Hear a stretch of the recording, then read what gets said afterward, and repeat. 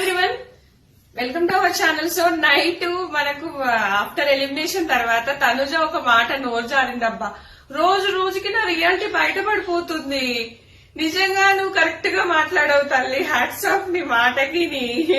నిజంగా నాకు అదే అనిపించింది. కళ్యాణ్తో అంటది, భరణి గారు నన్ను పట్టుకున్నారు రాగానే. నేను అసలు ఆయనను ఎప్పుడు ప్రతిసారి నేను అన్నాను, ఒకటేసారి నామినేషన్ చేసినప్పుడు దివ్య గురించి చెప్పాను.